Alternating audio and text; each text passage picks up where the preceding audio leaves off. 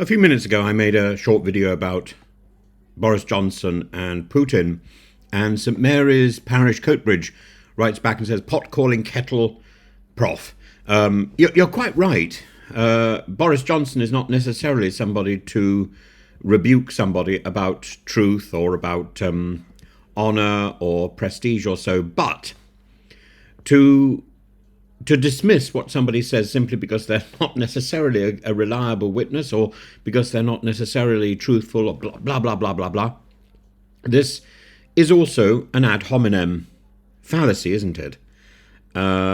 It's quite possible that Boris Johnson can put his finger on the pulse of Putin's perversity precisely because he has edged quite close to that level of deception, that level of stupidity. And so we shouldn't necessarily dismiss what Boris says, we shouldn't dismiss what Kraos says, and all these other people. We may not like these people, but we should listen to what they say because, out of the mouths of babes and so on.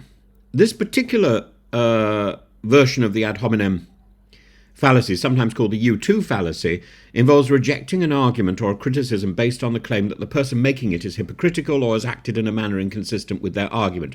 Absolutely. And why is this fallacious? The validity of the argument or the truth of the claim doesn't depend on the character, the behaviour, or the past actions of the person making it. So by focusing on the speaker's perceived hypocrisy or faults or failings, one avoids addressing the actual substance of what Boris Johnson is saying. So, for example, if you say, you should stop smoking, it's bad for your health, and the person says, the person you're talking to says, well, why should I listen to you? You smoke too. The person who's making the recommendation dismisses the claim, or the person who's being spoken to dismisses the claim of the advice about smoking's health risks, not because the claim is untrue or unsupported, but because it comes from somebody who smokes as well. The truth of the statement, smoking is bad for your health, is independent of the speaker's own actions, isn't it? And that's why this is fallacious. This is why the ad hominem arguments need to be called out.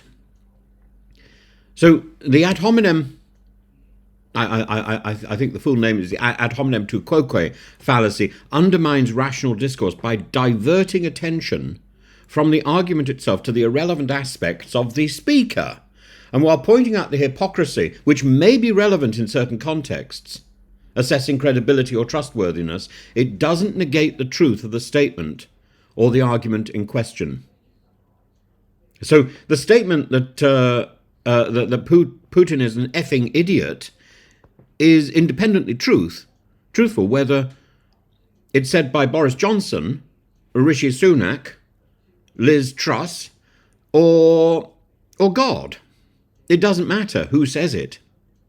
That is a demonstrable fact, which is played out by the economic chaos in which he leaves his country, by the insecurity in which he leaves his country, by the number of deaths that he is imposing on the country that he is ruling. Effing idiot. It is demonstrable, and it doesn't matter who says it, actually. It doesn't negate the truth of the statement or the argument in question. Addressing the actual claim or argument is essential for logical reasoning or productive discussion. And dismissing an idea solely because the speaker fails to live up to the intellectually established idea, dismissing the claim because is simply because Boris Johnson is intellectually incapable of being sensible. Boris Johnson has also demonstrated that he is an idiot as well, sidesteps the responsibility that we should accept in order to engage with the argument on its merits. The merits have nothing to do with Boris Johnson. The merits are about Putin. Is Putin an effing idiot? Yes, demonstrably so.